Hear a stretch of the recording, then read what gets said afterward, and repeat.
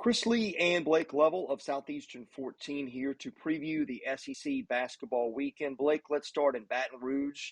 LSU coming off a big win against Kentucky at home, staying at home to host Tennessee. Don't see lines on this yet. Ken Pom, though, has the Tigers a 4-point favorite over Tennessee. Tennessee is only 1-3 away from home this year, although to be fair, the losses have come to Villanova, Texas Tech, and Alabama. LSU 9-0 at home, not against the most daunting of schedules, but LSU plays pretty well in that building. What are your thoughts on this? Yeah, I mean, we talked about that Tennessee Ole Miss game, right? And it's just kind of a struggle to get to 60 points. I think this one will get there, but we do have to keep in mind these are the two best defensive teams, per Ken Pom in the country. And so I think that's, you just got to expect that that's going to be the theme, I think, in this game. At this point, Tennessee's probably a little more consistent offensively, but LSU's just had, their defense has been good enough that it really hasn't mattered all that much.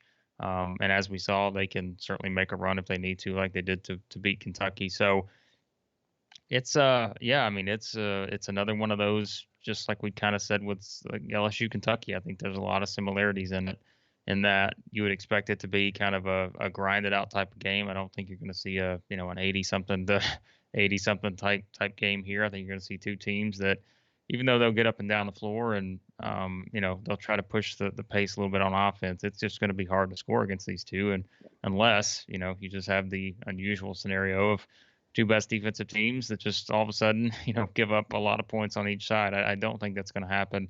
And I think in this scenario for Tennessee, we talked about it. I mean, it's going to have to be the other guy stepping up, because LSU's defense has been good enough to where, they're gonna challenge Kennedy Chandler, and they're going to challenge, I think, the way Tennessee plays on offense. So they're going to need, that other group that we spent, time talking about after the Ole Miss win. They're going to need those guys to step up and play really well. And if they can do that, I think Tennessee can win this game. But again, you're going to have a hard time picking against LSU right now because of how they won that Kentucky game, how they've won these other games, and just because they have been really just sensational on defense. And I think that's probably going to be the difference in this game.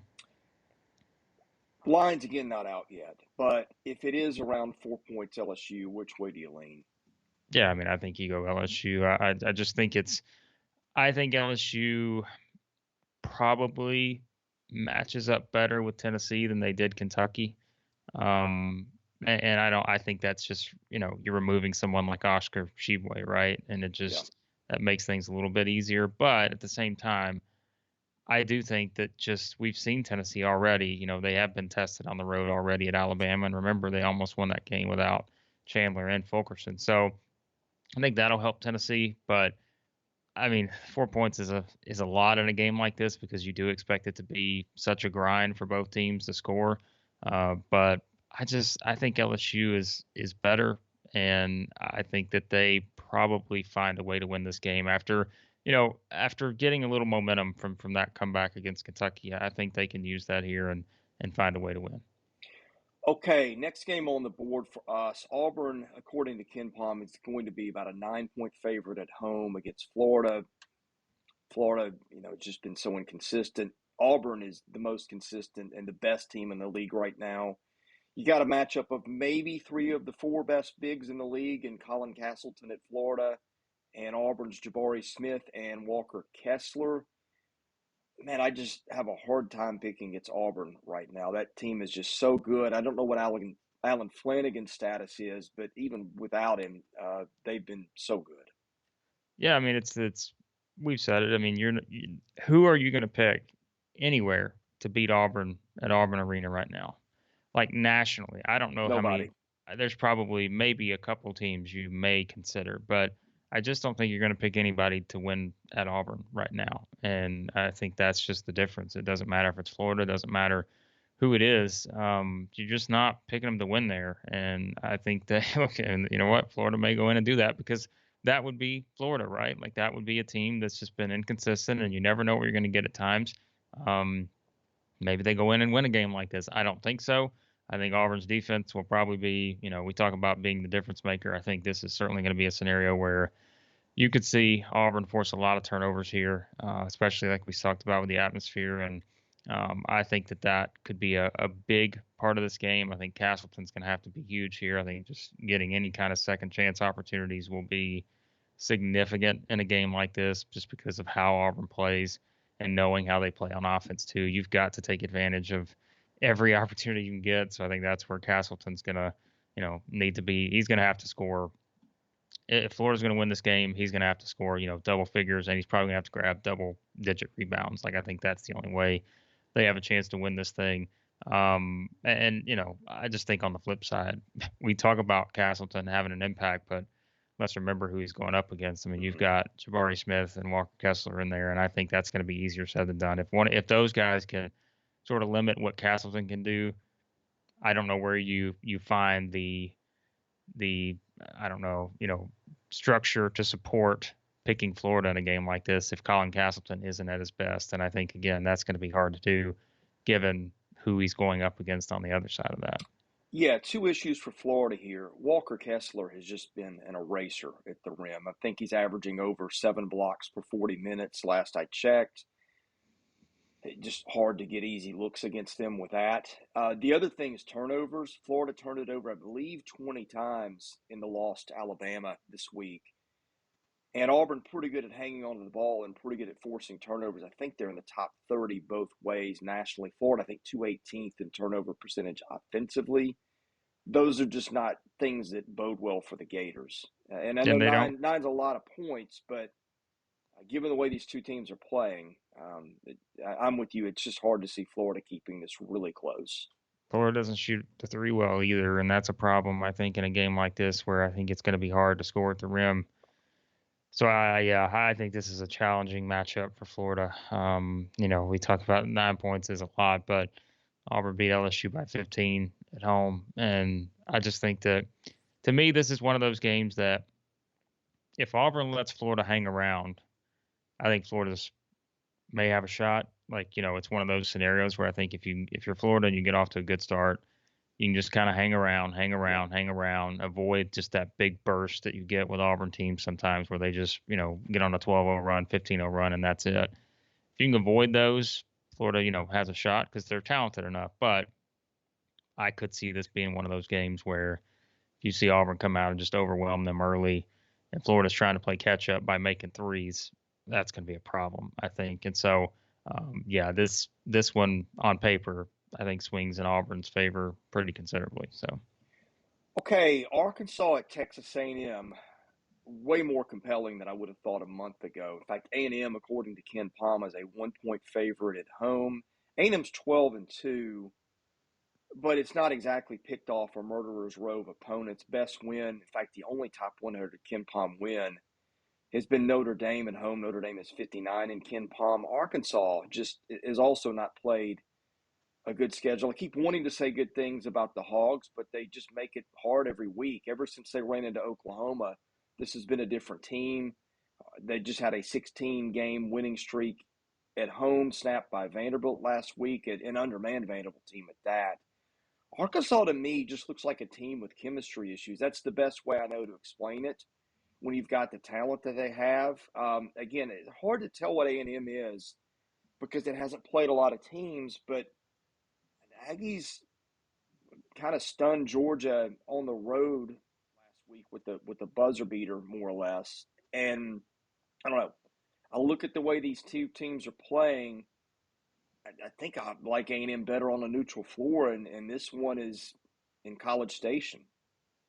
A&M is eighth in the country in forcing turnovers, forcing I think 19 a game. Now, like you said, they haven't played the best schedule, and there's probably something to that ranking, but that's still pretty substantial. I mean, you can force that many turnovers. Now, Arkansas hasn't been bad at that, but I think this is one of those games though where that's A&M's thing. Like if they can come out and force turnovers, then you're putting that pressure on an Arkansas team that, like we said, has just been really up and down and is not a good 3-point shooting team at all. And you can take away just those different kind of things where you're forcing turnovers, other teams struggling to make shots outside of outside of the paint or whatever. Like it becomes a much bigger challenge. And also if you look at it from A&M standpoint, I mean they're a team that I just think that they are. It is still such a hard read on them because you don't really know exactly what you're going to get. I think just because of who they played and those kind of things, like it's just we haven't there hasn't been a reason for us to just be completely wowed yet by A&M, even though they're sitting here, with a good record and all those kind of things. But I think that this is such a hard game to pick because for Arkansas, like this is, I mean, it is right. Like it's must win. I think for Arkansas, like I think they have to win this game, and because I think if they don't, man, it's just Yeah. like you're really in a bad spot if you don't win this game, and you would have lost 5 of 6, 0-3 in the SEC. It's a tough spot, but it's like this is a toss up. I mean, let's not act like we know exactly which way this game's going to go. I think it's as much of a toss up as it gets. In a close game like this, A&M is a terrible free throw shooting team. I would take that into account. In that kind of game, maybe a couple free throws missed here or there can be the difference. I'm gonna I'm gonna give it I hear a one. stay away from this one in your tone of voice I'm gonna here. give this one swing here, and I'm gonna think that Arkansas can find a way to win, because I think they have to. But man, I think there's also a part of me that feels like we're maybe underestimating A&M a little bit, and I think they could force enough turnovers and make things difficult enough that maybe we are sitting here looking up and saying, "Man, Arkansas is 0-3 in the SEC." This is again, this is one of those straight up, basically pick 'em type games. I'll pick Arkansas, but as we know, like my confidence in Arkansas right now is not very high, but maybe Muss finds a way to kind of put all the pieces together for what would really be a win that if they can just get this win, then you just go to, you sort of exhale a little bit because then you get Missouri next and it's like, all right, now we're looking at the possibility of maybe being 2-2 versus maybe starting 0-3 and then, Missouri, LSU, those kind of games are up next. So I'll pick Arkansas, but I don't love a pick either way on this one. Part of the issue we're having is we're relying a lot on Ken Palm at this point, and I think there's still some preseason bias baked in. You would know better than I. Yeah. There's that. There's also the fact a lot of these teams, to be honest, and I don't know what's happened here because there was a directive from the league a few years back. Hey, go challenge yourselves in your schedules and things like that, if I recall correctly. And Alabama and Auburn did. Tennessee did. Other than that, I don't know that a lot of the rest of the league did. Kentucky certainly did not. Arkansas certainly did not. And so A&M certainly did not. We're trying to track data from a source that is compiling it off of what it expected coming into the year and what these teams have shown against teams that these teams can just overwhelm with athleticism. And I think that's an issue. I wonder, probably a month from now, this is going to be a different discussion because everybody's going to have played at least 3 or 4 really good teams. But that's part of the issue where we are right now is, A&M and Arkansas have rung up a lot of big wins against teams that they were going to beat just by showing up. Yeah, and I think sometimes the scheduling aspect is overrated. I think it's because, if I'm a coach and I'm sitting in those spots, I can understand needing a much more lenient schedule for based on my personnel. And I'm okay with that. I Yeah. don't think it's, and everyone has a different thought process on that, but I'm okay if one year you schedule really tough and the next year you're thinking, man, we got a whole new team and Yeah. we just got to find some wins. I'm fine with that. Like again, fans will bring that up and I get it. Like and it's most of the time it's just fans wanting to rail on, their rival team, whatever, and that's Yes. the fun of it. And that's I get it. Like it's fun and I understand, but I think if you look at it from that aspect, and also let's point this out, you can craft the most, intriguing schedule you want, but if another star player gets injured on, this mid-major team you're going to play, all of a sudden that team becomes, a possible NCAA tournament team to maybe the worst team in their league, and it's just there's so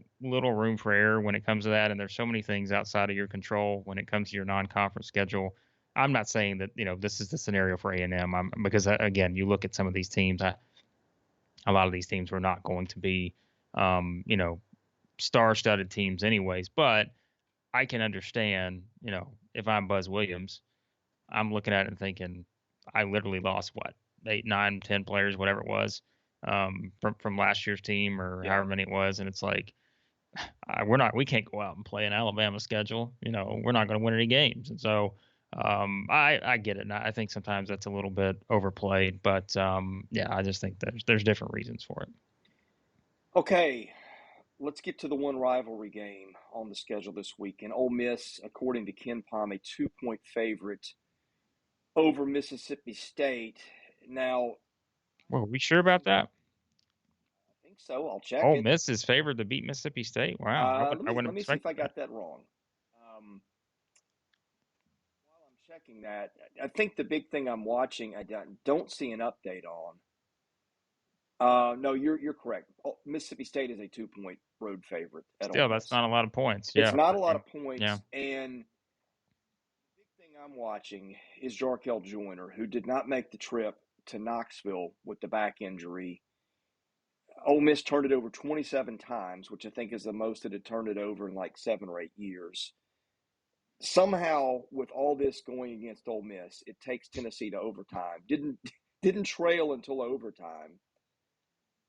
We've got mixed signals all over the place, but I don't like that needle to thread for Ole Miss again if Joyner can't play. And if he did make the trip to Knoxville on what was it, Wednesday, due to a back injuries can take a while to come back from. They can wreck seasons. I don't know the severity of his, so I'll be clear, I'm speculating. But I'm going to guess that if Jarkel Joyner didn't even make the trip to Knoxville, he's not going to play on Saturday. If he doesn't play on Saturday, I know they had great effort against Tennessee. I know about their defense and everything. I just don't think Ole Miss has got the talent to cover two against State anywhere if he's not playing. Again, maybe I'm wrong because they were 15-point dogs according to Ken Palm in Knoxville, and still again almost pulled it off. But again, that just feels like a feat that's hard to repeat again. I mean, if he doesn't play, I remember all we do is we can only go off of what we have right now and what we have on paper. And if he doesn't play, I mean, you're not going to pick against Mississippi State. I think in this scenario, I just think it's even in a rivalry game, it'll probably be close no matter what. But I don't think you're picking against Mississippi State here if he doesn't play. If he does play, it gets more interesting. Just I think because technically, this would probably be the tough, really. I mean, would this be the only road game Mississippi State's played this season? I think true road game that they played. So I think there's something to that, and it is a rivalry game. It's a little bit different atmosphere, and so I think that's always something that you kind of put in the back of your mind in a game like this. Is it's still probably going to be a grind for Mississippi State, even though I think that they are the better team, and we've talked about them. They're probably the team that's not getting enough credit of all the teams in the SEC right now. It's probably Mississippi State because I've said it before. You look around when you watch them play, there's nothing that just stands out and goes, that's going to be the thing that keeps them from doing this or that. Like they're very good in a lot of areas, and I think they're at worst solid in a lot of areas. Like I don't think there's any areas where you look at and say they're bad. And I think that is a big advantage to have is when you're not a bad team in anything. And maybe that changes throughout the year, but to this point, I think that they're solid in a lot of areas, and I think that can serve them well in a game like this because we've talked about it. You're going to be playing against a Kermit Davis type team that's going to defend really well, and I think that'll be where Mississippi State will need to probably, get some second chance opportunities and those kind of things, which I think they'll have a chance to do that. But they'll also have the best player on the floor, and Iverson Molinar, and I Yeah. think that's always the key in these kind of games. So, yeah, I'm picking Mississippi State here. Like I said, I do expect it to be a close game, but without knowing, if Joyner plays or doesn't, I think it could swing a lot, perhaps in one direction or the other, just in terms of maybe how the game plays out. But I think either way, you're probably still going to lean on Mississippi State here, even though I don't know. Like it's one where just because of how Ole Miss plays defense, you're never going to count them out in these scenarios. Yeah. Iverson Molinar is arguably the best guard in the league right now. Um, You've got two bigs in Garrison Brooks and Tulu Smith that I don't know that Ole Miss has an answer for. You got DJ Jeffries. You've got Shaquille Moore played really well the other night. You got depth in a Rocket Watts. I just don't see. And look, it doesn't always play out this way, especially if you're the home team, which Ole Miss is. But I don't see Ole Miss matching State in talent, and I think lacking. Yeah, unless I have a great reason not to, and Charkel Joyner being out seems like a great reason not to. I tend to go with the more talented team, and clearly that's State. Yeah, I mean, I think sometimes we overthink these things. It's like, we do this for fun. We're just making picks, but it's like sometimes you just go with the team you think's better. And Yeah. I think Mississippi State's a better team, and I don't know that there's a lot more to it than that. Just because it is like we're still so early in conference play that you just haven't really developed any of those kind of trends yet that you can just kind of sink your teeth into. So Yeah, and the other thing on State, you mentioned it's their first true road game. That's amazing, but it is, and that would be 14 games in. How's that yeah, even possible? yeah, They've lost three times. One was to Louisville in the Bahamas. One was to Colorado State, I believe, in Fort Worth, and lost at home to a Minnesota team that may not even be an NIT level. So there's been some range of performance there. Of course, they did beat Arkansas pretty decisively a week ago, for what that's worth. But I'm with you. I think at this point you're overthinking it if you're not going with State. Okay, 3 games left. South Carolina at Vandy. I think the most interesting of the matchups in terms of competitiveness. South Carolina's been all over the map. Vandy's riding a 4-game winning streak, and I think two or three of those have come away from home. Three of them have come away from home. One over BYU, one at Arkansas. Um, both kind of grinding teams. Not a ton of talent on either one outside of Scottie Pippen Jr., who's good enough to carry Vanderbilt to a victory down the stretch by himself, as he's proven time and time again.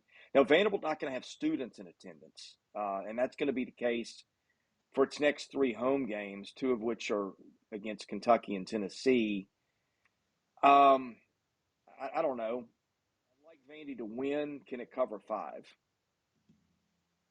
I don't. It's like when you ask me about South Carolina, if you're betting any game involving South Carolina right now, good luck. Like I just don't know what you're going to get. And I mean, it's kind of the same with Vanderbilt at times. I mean, South Carolina to me is probably still the biggest mystery of any team in the SEC. Like we know what we're getting with Georgia and Missouri, and we kind of know what we're getting with the top teams.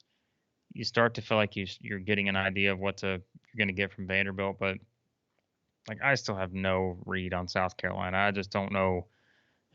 I think maybe just inconsistency. Like maybe that's the read. The read is that you're not going to have a read on this team, perhaps throughout the entire season. And the game against Auburn played out like we thought it would. I mean, Auburn's just a better team, and they win that game by 15. But I mean, yeah, I think you're going to pick Vanderbilt here, and it's just as we said, you're seeing a team that's built up a lot of confidence over the past 3 weeks or so, and that win against BYU, winning in Arkansas. Like they'll have the best player on the floor in Scottie Pippen.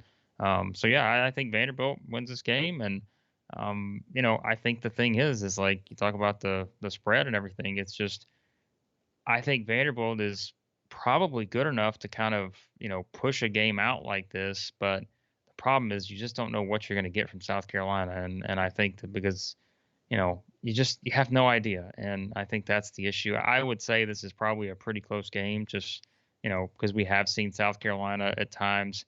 Look, I mean, they beat Florida State, like they beat UAB, like they've shown that they can win some games against decent opponents. And so I think it's hard to write that off and write off the possibility that South Carolina could win because I think they could, but remember, we're still going off of basically, a very small sample size here, and I think it's just the way Vanderbilt's been playing. You're probably going to lean in their direction. So, Okay, here are 4 things, and all of them kind of point to Vanderbilt. South Carolina, number 186 in adjusted offensive efficiency. And Vandy's defended really well this year, much to, I think, everybody's surprise. Vandy, one difference in the 4-game winning streak is it's all come with Rodney Chapman. who's probably their best defender, is a really good on-ball defender. The Dayton transfer, since he's been back, Vanderbilt's been unbeaten. And again, two of those have been really nice wins. You got that. You got the last time these two teams played, it was in Nashville. It was a 12-point game. Vanderbilt wasn't playing particularly well at the time. A year ago, it was about this time. And that was really not a game for long. And then Carolina, small sample size, but is not one away from home yet. It is got beat by 14 at Clemson in a road game, got beat by 24 at Coastal Carolina. Those are its only two road games. Also lost on a neutral floor, Florida Princeton back on November the 12th. So I just think you look at what's in front of us, and I'm sure I'm missing some stuff, but the obvious things to me point to Vanderbilt here. Yeah, that's my pick. I think it's hard to pick South Carolina in a scenario like this right now. So Yeah, two dogs of games to finish up. Alabama, a 12-point favorite at Missouri, according to Ken Palm.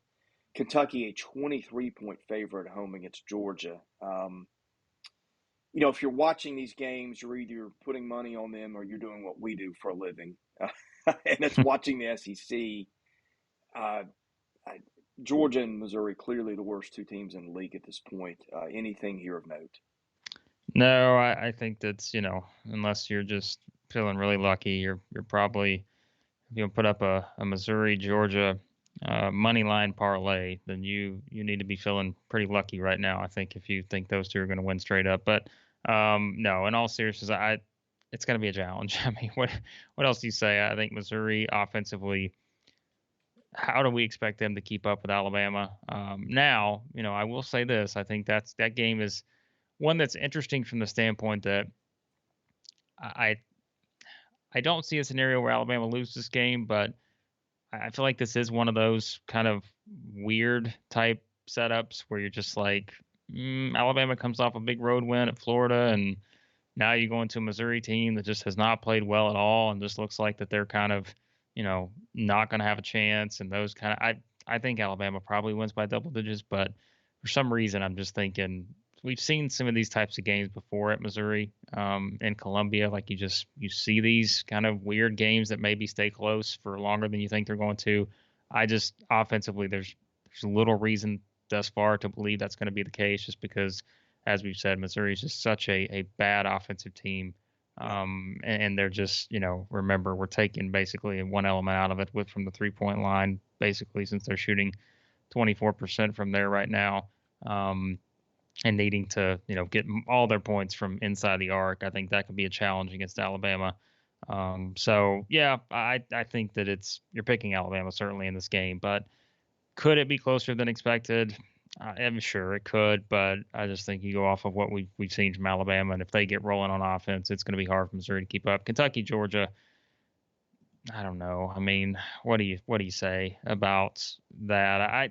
I think again, there's probably a scenario where you've got Kentucky coming off a loss, and maybe they just sort of sleepwalk early a little bit.